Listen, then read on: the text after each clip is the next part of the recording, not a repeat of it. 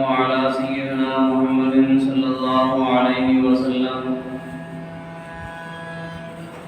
وآله وصحابه أجمعين.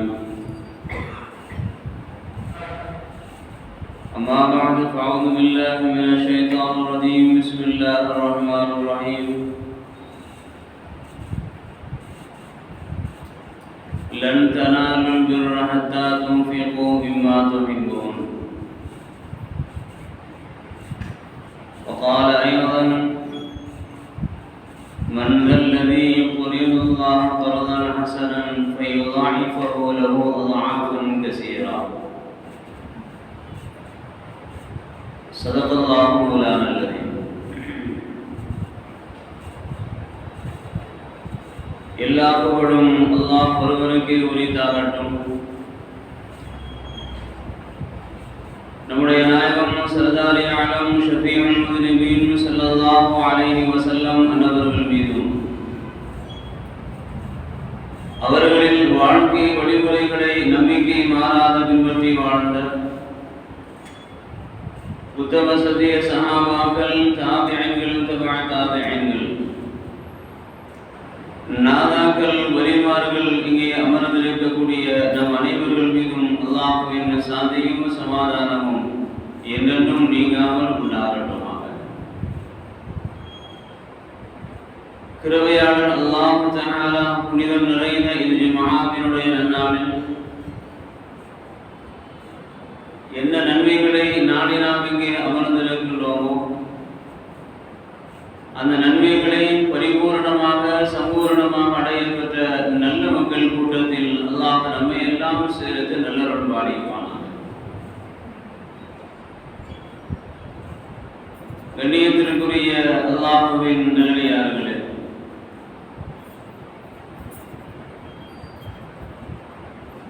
கடந்த 4 நாட்களாக வக்ஃப் சம்பந்தப்பட்ட ஒரு விஷயம் அதிகமாக எல்லா இடங்களிலும் பேசப்படுவதை நீங்கள் எல்லாம் அறிந்திருப்பீர்கள். இதற்கு வக்ஃப் என்று சொன்னால் என்ன என்று நாம் அதை பற்றி இதுவரை பேசியதும் இல்லை, அதை பற்றி சிந்தித்ததும் இல்லை. நாம் அதை பற்றி தெளிவாக மக்களுக்கு மத்தியில் சொல்வதற்கு முன்னாலேயே சகோதர சமுதாயத்து மக்கள் அந்த வார்த்தைக்குண்டான விளக்கத்தையும் அந்த வார்த்தைக்குண்டான அந்த வலிமை, அந்த வார்த்தையின் மூலம் முஸ்லிம் சமுதாயம் எப்படிப்பட்ட சிறப்புகளை எல்லாம் பெற்று வாழ்ந்து கொண்டிருக்கின்றது என்பதை நாம் சொல்வதற்கு முன்னாலேயே அவர்கள் விளக்க ஆரம்பித்திருக்கின்றார்கள். காரணம், 1995ஆம் ஆண்டிலே பேசப்பட்ட ஒரு விஷயம் இப்பொழுது 2024ஆவது ஆண்டிலே நாடாளுமன்றத்தில் அது சட்ட திருத்த மசோதாவாக அங்கே அது வைக்கப்பட்டிருக்கின்றது. ஒன்றை நாம் விளங்க வேண்டும், இந்த வக்ஃப் என்பது நிரந்தரமான ஒரு தர்மம். வக்ஃப் என்பது நாம் மரணித்ததற்கு பின்னாலும் நமக்கு நன்மைகள் வந்து சேர வேண்டும் என்று அல்லாஹ்வும் அல்லாஹ்வுடைய ரசூலும் நமக்கு காட்டி தந்த ஒரு அழகான ஒரு வழிமுறை வக்ஃப் என்பது. இந்த வக்ஃப் என்பது அது பொருளாகவும் இருக்கலாம், தீனார் திர்ஹமாகவும் இருக்கலாம், இடங்களாகவும் இருக்கலாம், உணவாகவும் இருக்கலாம், உடைகளாகவும் இருக்கலாம். இந்த வக்ஃப் என்று சொல்லக்கூடிய அந்த வார்த்தை எடுத்துக்கொண்டு நீங்கள் மார்க்கத்திற்கு உள்ளே வருவீர்களேயானால் அது பரந்து விரிந்த ஒரு பாடத்தை கொண்டிருக்கின்ற ஒரு விஷயம். எதற்காக வேண்டி வக்ஃப் செய்யப்படுகின்றதோ அதற்கு மாத்திரமே அது பயன்படுத்தப்பட வேண்டும். வக்ஃப் என்கின்ற அந்த வார்த்தைக்குள்ளால் இந்த விஷயம் தெளிவாக முதலாவதாக எடுத்து சொல்லுவார்கள். ஒருவர் ஒரு பெரிய ஒரு பொருளை கொண்டு வந்து பள்ளியினுடைய ஒரு ஓரத்திலே வைத்து இதில் இருந்து கிடைக்கக்கூடிய அந்த பலன் மக்களுக்கு கிடைத்து கொண்டே இருக்க வேண்டும் என்று ஒரு பொருளை, ஏதோ ஒரு பொருளை அவர் வைக்கின்றார் என்று சொன்னால் அதற்கு மாத்திரமே அது பயன்படுத்தப்பட வேண்டும்.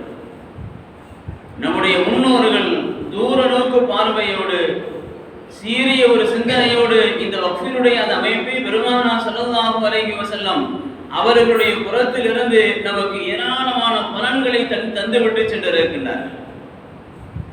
மதரசாக்களாக, அநாதை இல்லங்களாக, தர்ம சபை கூடங்களாக, இன்று சங்க நிர்வாகங்களாக அவைகளெல்லாம் அது வக்ஃபுகளாக அது மாற்றப்பட்டு எழுதப்பட்டு அதிலிருந்து கிடைக்கக்கூடிய அந்த நன்மைகள் மக்களுக்கு போய் சேர வேண்டும் என்கின்ற அந்த உயர்ந்த ஒரு நோக்கத்தோடு தான் நம்முடைய முன்னோர்கள் பலவிதமான வக்ஃபுகளை செய்திருக்கின்றார்.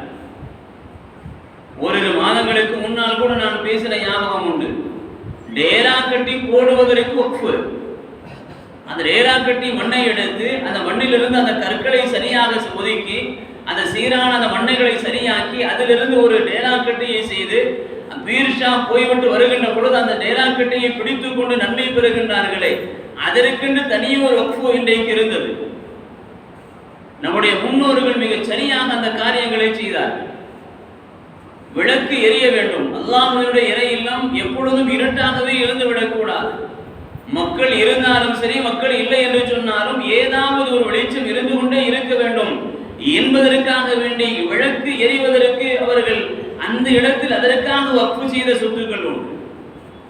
இப்படி வக்ஃபு என்பது அல்லாஹ்வினுடைய சன்னிதானத்தில் நம்முடைய மரணத்திற்கு பின்னாலும் நிரந்தரமான ஒரு தர்மத்தை தரக்கூடிய ஒரு உயர்ந்த ஒரு நன்மை என்பதன் காரணத்தினால் அந்த செயல் இன்றைக்கும் அது இருந்து கொண்டிருக்கின்றது. அது செய்யப்பட்ட அந்த தர்மம் மரணித்தவர்களுக்கு இன்றைக்கும் அது கிடைத்துக் கொண்டிருக்கின்றது. சில உதாரணங்களை நான் சொல்லுகின்றேன். அதை தொடர்ந்து நீங்கள் தமிழகத்தினுடைய, இந்தியாவினுடைய, உலகத்தினுடைய வக்ஃபினுடைய அமைப்புகள் எப்படியெல்லாம் செயல்பட்டுக் கொண்டிருக்கின்றது என்பதற்கு ஒரு சின்ன ஒரு உதாரணம். திருச்சி ஜமால் முகமது கல்லூரி 100 ஏக்கர் நிலத்தை அதற்கு வக்ஃபு செய்தார் மியான் கான் என்பவர். நீங்கள் எல்லாம் அறிந்திருப்பீர்கள், நான் அவன் புதிதாக சொல்லவில்லை. இன்றைக்கும் அந்த நிலத்திலிருந்து கிடைக்கக்கூடிய அந்த இடத்திலிருந்து மாணவர்கள் படிப்பதற்கும் படிப்பிற்குண்டான எல்லா வகைக்குண்டான செலவுகளுக்கும் அந்த இடம் இன்றைக்கும் அது பயன்படுத்தப்பட்டுக் கொண்டிருக்கின்றது. நாகூருக்கு பக்கத்திலே புறாக்கூர் என்று ஒரு கிராமம் உங்களுக்கு எல்லாம் தெரியும். அந்த ஊரிலே ஒரு மனிதர் நாகூரினுடைய மினாராவில் தங்கக்கூடிய புறாக்களுக்கு தீனி போட வேண்டும் என்பதற்காக வேண்டி ஒரு நிலத்தை வக்ஃபு செய்தார். இன்றைக்கும் அது பயன்பாட்டில் இருந்து கொண்டிருக்கின்றது. ஒரு சின்ன உதாரணங்களுக்காக நான் சொல்லுகின்றேன். இதன் அடிப்படையில் நீங்கள் ஒவ்வொரு விஷயங்களை பார்த்து கொண்டு வந்தால் மீளாத விழாக்களாக, தர்ம சபை கூடங்களாக, அநாதை இல்லங்களாக, மதரசாக்களாக, இன்னும் பிற நல்ல அறங்கள், ஏழை திருமண உதவிகளுக்காக எப்படியெல்லாம் அந்த வக்ஃபு செய்யப்படுகின்றதோ அதற்கு மாத்திரமே அது பயன்படுத்தப்பட வேண்டும் என்கின்ற அந்த நிலை நஃப்சுல் வாக்ஃபி கனஃப்ஸி ஷாரிஹி. யார் வக்ஃபு செய்கின்றார்களோ அவர்கள் எதை முன்னிட்டு செய்கின்றார்களோ மார்க்க சட்டத்திற்கு இருக்கின்ற அந்த நிலையை போன்று, ஷரியத்திற்கின்ற அந்த உரிமையை போன்று வக்ஃபு சட்டம் அது பாதுகாக்கப்பட வேண்டும் என்கின்ற அந்த உயர்ந்த எண்ணத்தின் அடிப்படையில் இன்றைக்கும் பலவாறான வக்ஃபுகள் இருந்து கொண்டிருக்கின்றன. இப்பொழுது பிரச்சனை எங்கிருந்து வந்தது என்று சொன்னால், கேட்பாரட்டு கிடைக்கக்கூடிய வக்ஃபு சொத்துகள், கவனிப்பாரட்டு கிடைக்கக்கூடிய அந்த வக்ஃபு சொத்துகள் எதற்காக வேண்டி மக்களுக்கு பயன்பட வேண்டும் என்று எழுதி வைத்தார்களோ அது எழுதி வைத்ததன் பிரகாரம் பயனில்லாமல் போனதன் காரணத்தினால், அது சரியாக அது நிர்வகிக்கப்படாமல் போனதன் காரணத்தினால் தொடர்ந்து பல வருடங்களாக அந்த விஷயங்கள் பலவாறாக அது பேசப்பட்டு இப்பொழுது அவர்களாகவே கையில் எடுத்துக்கொண்டு தேவையில்லாமல் சட்ட திருத்த மசோதா என்று ஒன்றை கொண்டு வந்தவர்கள் வைத்திருக்கின்றார்கள். அது தள்ளுபடி செய்யப்பட வேண்டும் என்று நாம் அல்லாஹ்விடத்தில் துஆ செய்து கொள்ளுகின்றோம். காரணம், அதில் அவர்கள் எழுதி வைத்திருக்கின்ற 40 திருத்தங்கள் எதையுமே நம்மால் ஏற்றுக்கொள்ள முடியாது. யாருக்காக எழுதப்பட்டதோ, யார் எழுதுகின்றார்களோ அது எழுதியவர்களுக்கும் எழுதப்பட்டவர்களுக்கும் சார்ந்த ஒரு விஷயம். மூன்றாவது அவராக நான் உள்ளே நுழைய முடியாது. இன்றைய ஜும்ஆவை வரை கடந்த எத்தனை ஆண்டுகள் ஆகிவிட்டதோ வக்ஃபு சம்பந்தமாக எதையுமே நாம் பேசியதில்லை. வக்ஃபு சம்பந்தமாக அந்த வார்த்தைக்குள்ளால், அந்த தலைப்புக்குள்ளால் எதையுமே நான் தொட்டதில்லை. காரணம், அது அல்லாஹ்விற்கும் அவர்களுக்கும் சார்ந்த ஒரு விஷயம். யார் எழுதி வைக்கின்றார்களோ அவர்களுக்கும், யாருக்காக வேண்டி எழுதப்படுகின்றதோ அவர்களுக்கும் ஒரு முழுமையான ஒரு நன்மையினுடைய பலன் கிடைக்க வேண்டும் என்று ஒரு உயர்ந்த நன்னோக்கத்திலே தான் சம்பாதித்த அந்த பொருளிலிருந்து, தான் கஷ்டப்பட்டு சம்பாதித்த அந்த பொருளிலிருந்து அல்லாஹ்வினுடைய பாதையில் நன்மையை நாடி இவர்கள் செய்யக்கூடிய அந்த தியாகத்திற்கு முன்னால் நாம் பேசுகின்ற எந்த வார்த்தைகளும் ஈடுபடாது. அல்லாஹ் அவர்களுக்கு உயர்ந்த ஒரு பாக்கியத்தை மரணத்திற்கு பின்னாலும் அல்லாஹ் தந்து கொண்டிருக்கின்றார். அதுதான் வக்ஃப் சொத்தினுடைய யதார்த்தமான உண்மை, அதுதான் யதார்த்தமான ஒரு நிகழ்வு. நீங்கள் ஒரு வரலாறை புரிய வேண்டும். மதீனாவிற்கு பக்கத்திலே பிர் ரூமா என்று சொல்லக்கூடிய ஒரு கிணறு, இன்றைக்கு அந்த கிணறு பிர் உஸ்மான் இப்னு அஃபான் ரலியல்லாஹு அன்ஹு என்று அதற்கு பெயர் வைக்கப்பட்டிருக்கின்றது. அந்த இடத்தை கிணற்றை கண்டு கழிக்கக்கூடியவர்கள், பார்க்கக்கூடியவர்கள் உம்ராவிற்கு சென்றாலும் ஹஜ்ஜுக்கு சென்றாலும் அந்த இடத்தை பார்க்காமல் வருவதில்லை. மதீனாவிலிருந்து சரியாக 5 கிலோமீட்டர் தொலைவில் அந்த கிணறு இருக்கின்றது. அந்த கிணத்துக்குண்டான வரலாறு என்ன தெரியுமா? நாமெல்லாம் அறிந்திருக்கலாம், மீண்டும் ஞாபகப்படுத்துகின்றேன். ஒரு யகூதியை சார்ந்த ஒரு கிணறு அந்த கிணறு, அந்த யகூதியை சார்ந்திருக்கின்ற அந்த கிணறு, அவனுடைய பெயர் கூட வரலாற்றிலே பதிவு செய்யப்பட்டிருக்கின்றது. அல் ஜிப்ரி என்று நினைக்கின்றேன். அந்த கிணறு அந்த யகூதியை சார்ந்த ஒரு கிணறு. அங்கே மதீனாவில் கடுமையான ஒரு பஞ்சத்தினுடைய சூழ்நிலை ஏற்படுகின்றது.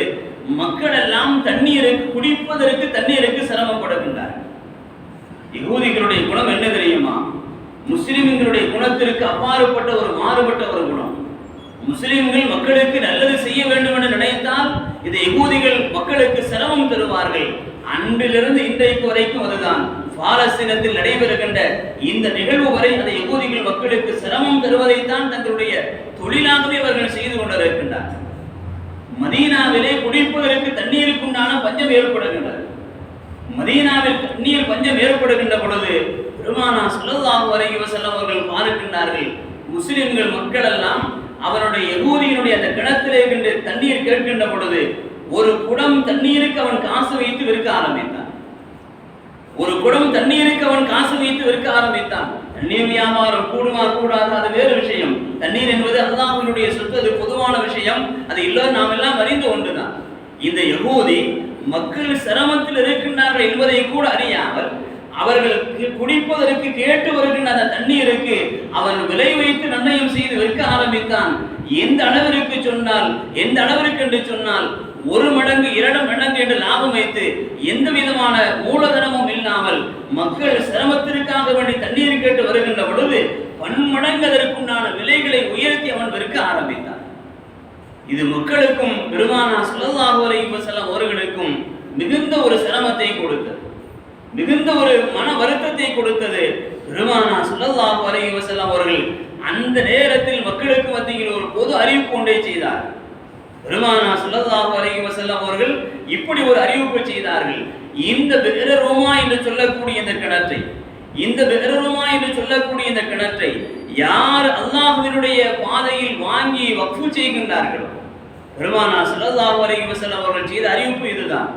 இந்த பிர் ரூமாவை வாங்கி அல்லாஹ்விற்காக வேண்டி யார் மக்களுக்கு அல்லாஹ்விற்காக வேண்டி வக்ஃப் செய்து அதனுடைய பலனை மக்களுக்கு யார் தருகின்றார்களோ சுவர்க்கத்தில் அவர்களுக்கு ஒரு நீரோடையை, சுவர்க்கத்தினுடைய ஓடை அவர்களுக்கு நான் வாக்களிக்கின்றேன் என்று பெருமானார் ஸல்லல்லாஹு அலைஹி வஸல்லம் அவர்கள் அறிவிப்பு செய்கின்றார்கள். நீங்கள் ஒவ்வொரு சம்பவத்தை படிக்கின்ற பொழுதும் அந்த சம்பவத்திற்குள்ளால் இருக்கக்கூடிய நுணுக்கங்களை விளங்க வேண்டும்.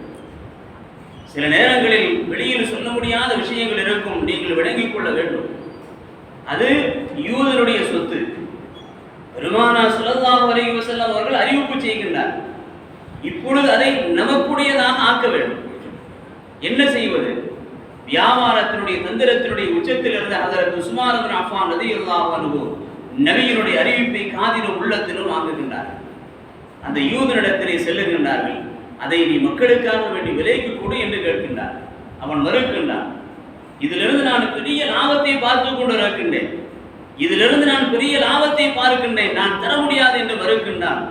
வியாபாரத்தினுடைய தந்திரத்தினுடைய உச்சத்தில் இருந்த ஹஜ்ரத் உஸ்மான் இப்னு அஃபான் ரலியல்லாஹு அன்ஹு அவனிடத்தில் மிகவும் இறங்கி பேசினார்கள்.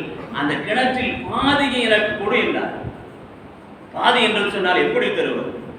நீ என்ன கேட்கின்றாயோ நான் தருகின்றேன். அதற்குண்டான விலை நிர்ணயம் மிக அழகாக வரலாற்றிலே பதிவு செய்யப்பட்டிருக்கின்றது. பல 1000 தீனார்கள் திருகங்கள். யகூதி சொன்னான் பாதி என்று சொன்னால் எப்படி என்கின்ற பொழுது ஹஜ்ரத் உஸ்மான் இப்னு அஃபான் அவர்கள் சொன்னார்கள், ஒரு நாளைக்கு நீ தண்ணீர் எடுத்துக்கொள், இன்னொரு நாளைக்கு நான் தண்ணீர் எடுத்துக் கொள்ளவில்லை. இப்பொழுது யகூதி ஒத்து வந்து விட்டான். ஹஜ்ரத் உஸ்மான் இப்னு அஃபான் ரலியல்லாஹு அன்ஹு தன்னுடைய சொத்திலிருந்து மிகப்பெரிய ஒரு சொத்தை அந்த கிணற்றுக்காக வேண்டி அவனுக்கு எழுதி கொடுத்தார். அந்த கிணறு வாங்க வேண்டும் என்று தன்னுடைய சொத்திலிருந்து பெரிய ஒரு தொகையை கொடுத்து அந்த கிணற்றை வாங்கினார். நடந்தது என்ன தெரியுமா? உஸ்மான் இப்னு அஃபான் ரலியல்லாஹு அன்ஹு அவர்களுக்கு ஒரு நாள் முறை, யகூதிக்கு ஒரு நாள் முறை. உஸ்மான் இப்னு அஃபான் ரலியல்லாஹு அன்ஹு அவர்களுடைய முறை வருகின்ற பொழுது தண்ணீருக்கு காசு கொடுக்க தேவையில்லை, எல்லோரும் இலவசமாக எடுத்துச் செல்லலாம் என்று அறிவிப்பு செய்கின்றார். உஸ்மான் ரலியல்லாஹு அன்ஹு அவர்களுடைய நினைவு ஞாபகம் வருகின்ற பொழுது, அவர்களுடைய நாள் வருகின்ற பொழுது மக்கள் எல்லாம் வேகமாக வந்து தங்களுக்குண்டான தண்ணீருக்குண்டான தேவைகளை அவர்கள் பூர்த்தி செய்து கொண்டு தங்களுக்குண்டான தண்ணீரை சுமந்து கொண்டு அங்குமிங்குமாக நானா பக்கம் அவர்கள் சேமித்துக் கொண்டார்கள். மறுநாள் யகூதியினுடைய முறை வருகின்ற பொழுது வாங்குவதற்கு யாரும் வரவில்லை. இதுதான் யதார்த்தமான நாம் விளங்க வேண்டிய நுணுக்கமான ஒரு தந்திரம். ஹஜ்ரத் உஸ்மான் ரலியல்லாஹு அன்ஹு அவர்களுடைய வியாபார தந்திரத்தை பார்த்து வியந்து போன அந்த யூதன் சொன்னான், நான் வைத்து எனக்கு எந்த பிரயோஜனமும் இல்லை, என்னுடைய முறை வந்து நான் வைத்து எந்த பிரயோஜனமும் இல்லை, நீ அதை கொண்டு ஒரு சொத்தை கொடுத்து முழுவதுமாக நீ கிணற்றை எடுத்துக்கொள் என்று சொல்லுகின்ற பொழுது ஹஜ்ரத் உஸ்மான் இப்னு அஃபான் ரலியல்லாஹு அன்ஹு பெருமானார் ஸல்லல்லாஹு அலைஹி வஸல்லம் அவர்களுக்கு அருகாமையில் தங்களுக்கு ஏற்பட்டிருக்கின்ற அந்த மகிழ்ச்சியான செய்திகளை சொல்லிக் கொண்டு அந்த யகூதி என்ன கேட்டானோ அதை அப்படியே முழுவதுமாக கொடுத்து வேறு ரோமா என்று சொல்லக்கூடிய அந்த கிணற்றை வாங்கி அதற்கு பெருமானார் ஸல்லல்லாஹு அலைஹி வஸல்லம் அவர்களுடைய வழியில் அதற்குண்டான ஆதாரங்களை சாட்சிகளை கொண்டு வந்து வைத்தார்கள். பெருமானார் ஸல்லல்லாஹு அலைஹி வஸல்லம் அவர்கள் மீண்டும் பொது அறிவிப்பு செய்தார்கள், வேறு ரோமான் அல்லாஹ்விற்காக வேண்டி வழங்கப்பட்டிருக்கின்றது, வேறு ரோமான் அல்லாஹ்விற்காக வேண்டி வக்ஃப் செய்யப்பட்டிருக்கின்றது. இனி மக்கள் தண்ணீருக்கு எந்த வகையிலும் சிரமப்பட தேவையில்லை. இந்த பஞ்சமான இந்த நேரத்திலும் கூட உங்களுடைய தாகம் தீர்ப்பதற்கும் உங்களுடைய தேவைகளை நீங்கள் தீர்த்துக் கொள்வதற்கும் தண்ணீரை நீங்கள் எந்த விதமான காசும் கொடுக்காமல் இலவசமாக நீங்கள் எடுத்துக் கொள்ளலாம் என்று பெருமானார் ஸல்லல்லாஹு அலைஹி வஸல்லம் அவர்கள் அறிவிப்பு செய்து ஹஜ்ரத் உஸ்மான் இப்னு அஃபான் ரலியல்லாஹு அன்ஹு அவர்களுக்குண்டான சுவர்க்கத்திற்குண்டான அந்த நீரோடைகளுக்கு அந்த மகிழ்ச்சியான செய்திகளை ஹஜ்ரத் உஸ்மான் அவர்களுக்கு நபி அவர்கள் சொல்லுகின்றார். பெருமானார் ஸல்லல்லாஹு அலைஹி வஸல்லம் அவர்கள் வக்ஃபினுடைய அந்த முறையில் ஒரு மாற்றத்தை எப்படி செய்தார்கள் என்று சொன்னால், அது யாருக்காக எழுதப்படுகின்றதோ அவர்கள் மாத்திரமே பயன்படுத்த முடியும் என்கின்ற அந்த சூழ்நிலை இருந்தது. இன்றைக்கும் அதுதான் சூழ்நிலை. ஆனால் பெருமானார் ஸல்லல்லாஹு அலைஹி வஸல்லம் அவர்கள் அது அந்த இடத்திற்குரியவர்களுக்கு மாத்திரமல்ல, எல்லா மக்களும் அதை பயன்படுத்துகின்ற ஒரு முறையில் உங்களுடைய வக்ஃபினுடைய அந்த நிய்யத் அமைந்திருக்க வேண்டும் என்கின்ற அந்த உயர்ந்த ஒரு நல்ல எண்ணத்தை இந்த உலக மக்களுக்கு மத்தியில் முதலாக பதிய வைத்தவர்கள் ஹஜ்ரத் பெருமானார் ஸல்லல்லாஹு அலைஹி வஸல்லம் அவர்கள். அந்த அடிப்படையில் தான் வேறு ரோமா அது விலை கொடுத்து வாங்கப்பட்டு எல்லா மக்களுக்கும் அல்லாஹ்விற்காக வேண்டி அது வக்ஃப் செய்யப்பட்ட ஒரு வரலாறு நாம் எல்லாம் அறிந்து கொண்டுதான். எதற்கு சொல்லுகின்றோம் என்று சொன்னால், இன்றைய காலத்தில் நடைபெறுகின்ற அந்த வக்ஃபினுடைய சூழ்நிலைகள், அது கல்லூரிகளாக மற்ற இடங்களாக எந்த சூழ்நிலைகளாக இருந்தாலும் எதற்காக வேண்டி அது வக்ஃப் செய்யப்படுகின்றதோ அதுக்கு அது பயன்படுத்தப்பட வேண்டும். அதனுடைய பலன் மக்களுக்கு கிடைப்பதை உரியவர்கள் உறுதி செய்ய வேண்டும். அது இல்லாத பட்சத்தில் தான் இது போன்ற சூழ்நிலைகள் ஏற்படுகின்றது என்பதையும் நாம் கவனத்தில் கொள்ள வேண்டும். பெருமானார் ஸல்லல்லாஹு அலைஹி வஸல்லம் அவர்கள், நீங்கள் செய்யக்கூடிய அந்த தர்மம் இருக்கின்றது, உங்களுடைய தர்மம் இருக்கின்றதே, அது இந்த உலகத்திலும் உங்களுக்கு அது பிரயோஜனத்தை தரும், நாளை வறுமை நாள் ஆகிரத்திலும் அது உங்களுக்கு பிரயோஜனத்தை தரும். அதைத்தான் பெருமானார் ஸல்லல்லாஹு அலைஹி வஸல்லம் அவர்கள் சஹாபாக்களுக்கு பல நிலைகளிலே உணர்த்தி சொல்லி இருக்கின்றார். உங்களுடைய மரணத்திற்கு பின்னாலும் நீங்கள் மரணித்ததற்கு பின்னாலும் உங்களுக்கு அதற்குண்டான நன்மைகள் கிடைப்பதற்குண்டான விஷயங்களை ஹதீஸுகளில் பல விஷயங்களை நமக்கு சொல்லி காட்டுகின்ற பொழுது சதகத்துன் ஜாரியா, நிரந்தரமான தர்மம் என்கிற அந்த வார்த்தையை பயன்படுத்தி ஹஜ்ரத் பெருமானார் ஸல்லல்லாஹு அலைஹி வஸல்லம் அவர்கள் இந்த வக்ஃபினுடைய முறைகளை இந்த உம்மத்திற்கு மிக அழகாக அதை நடைமுறைப்படுத்தி தந்திருக்கின்றார். அந்த நடைமுறையின் பிரகாரம் தான் இன்றைக்கும் அதில் நாம் பயணித்துக் கொண்டிருக்கின்றோம். அது ஏனோ சிலர்களுக்கு அது எரிச்சலை தருவதன் காரணத்தினால், அது அவர்களுக்கு பொறாமையை உருவாக்கி தருவதன் காரணத்தினால் இது போன்ற சிரமங்களை அன்றிலிருந்து இன்றைக்கும் அவர்கள் நமக்கு தந்து கொண்டிருக்கின்றார்கள். அதை பற்றியெல்லாம் நாம் எந்த கவலையும் பட தேவையில்லை. வக்ஃபினுடைய சொத்து என்பது அது அல்லாஹ்விற்காக வேண்டி எழுதப்பட்டது. மூன்றாவது நபருக்கு அதிலே கை வைப்பதற்கோ அதிலே விலை பேசுவதற்கோ அதிலே மாற்றங்கள் செய்வதற்கோ யாருக்கும் எந்த வகையிலும் உரிமை இல்லை. வக்ஃபுல் லில்லாஹி தஆலா, அல்லாஹ்விற்காக வக்ஃப் செய்யப்பட்ட அந்த விஷயம் அது அதற்காகவே பயன்படுத்தப்பட வேண்டும் என்பதைத்தான் ஹஜ்ரத் பெருமானார் ஸல்லல்லாஹு அலைஹி வஸல்லம் அவர்களுடைய ஹதீஸ் நமக்கு உணர்த்தி சொல்லுகின்றார்.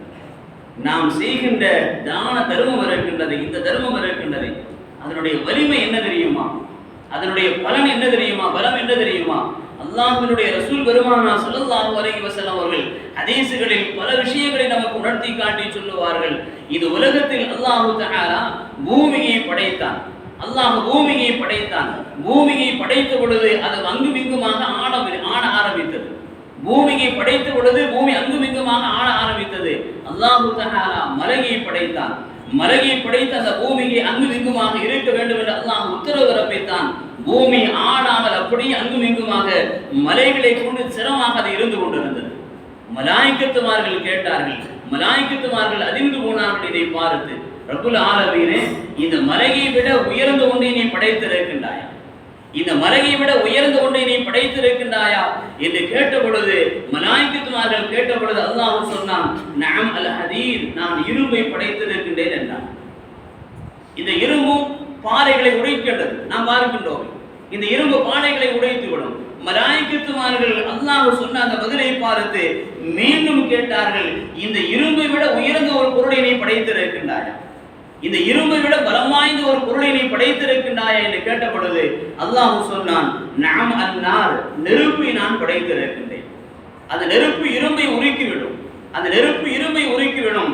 மலாயிக்கத்துமார்கள் மீண்டும் கேட்டார்கள், ஹல் மின் ஹல்கிக ஷைஉன் அஷத்து மினன் நாரி, இந்த நெருப்பை விட உயர்ந்த ஒன்றை நீ படைத்திருக்கின்றாயா என்று கேட்ட பொழுது அல்லாஹ் சொன்னான், நஅம் அல் மாஉ, தண்ணீரை நான் படைத்திருக்கின்றேன். அந்த தண்ணீர் நெருப்பை அணைத்து விடும் என்றார்.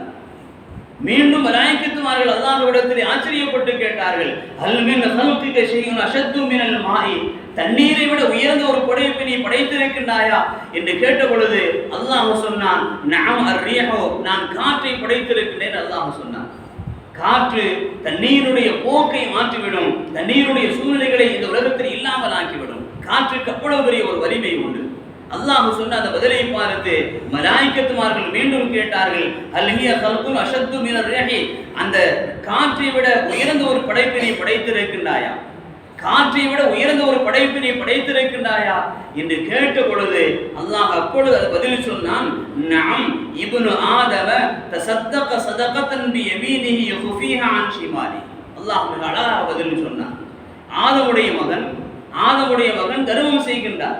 ஆதமுடைய மகன் தர்மம் செய்கின்ற பொழுது அவருடைய வலக்கரம் கொடுக்கக்கூடிய அந்த தர்மத்தை இடது கரத்திற்கு தெரியாமல் அவர் கொடுக்கின்றாரே, அதுதான் உயர்ந்த ஒரு வலிமை பெற்றது என்று மலாயிக்கத்துமார்களுக்கு அல்லாஹ் பதில் சொன்னான் என்று ஹஜ்ரத் பெருமானார் ஸல்லல்லாஹு அலைஹி வஸல்லம் அவர்கள் இப்படி ஒரு நிகழ்வை நமக்கு அறிவித்து சொல்லுகின்றார்.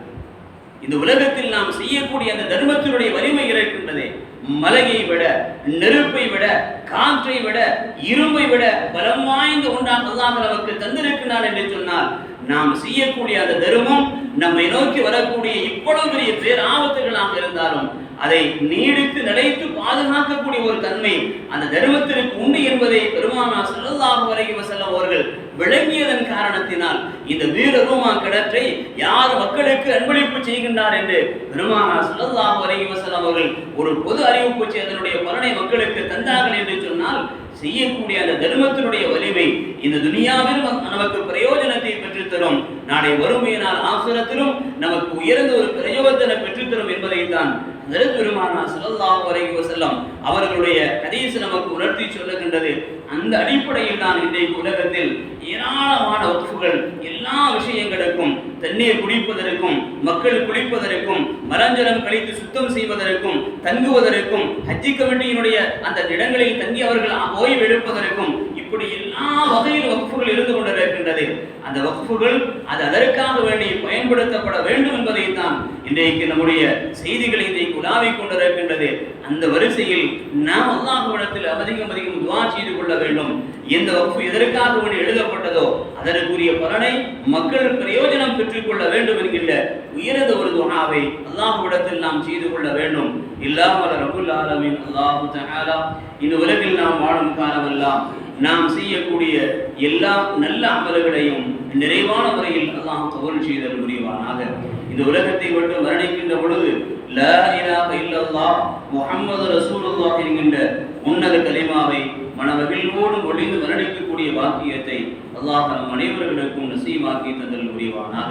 இந்த உலகில் மக்கள் எங்கெல்லாம் வாடுகின்றார்களோ அவர்களுடைய உயிர்களுக்கும் உடைமைகளுக்கும் முழுமையான ஒரு பாதுகாப்பை அல்லாஹ் நசீபாக்கி தந்து ஒருவருக்கொருவர் அன்போடு பாசத்தோடு நேசத்தோடு வாழ்ந்து நிம்மதியான ஒரு வாழ்வை வாழக்கூடிய பாக்கியத்தை எல்லா மக்களுக்கும் அல்லாஹ் நசீபாக்கி தந்தல் புரிவானாக. நாளை ஒருமை நாள் ஆகிரத்தினுடைய அனைத்து அதாபுகள் வேதனைகளை விட்டும் அல்லாஹ் நம்மை பாதுகாத்து ஜன்னத்துல் ஃபிர்தௌஸ் என்கின்ற சுவர்க்கத்தை அடையக்கூடிய பாக்கியத்தை அல்லாஹ் நமக்கும் நம்முடைய பெற்றோர்களுக்கும் நம்முடைய குடும்பத்தார்களுக்கும் நம்முடைய வாரிசுகளுக்கும் நம் அனைவருக்கும் அல்லாஹ் நசீபாக்கி தந்தல் புரிவானாக. வாஹிரு தஅவானா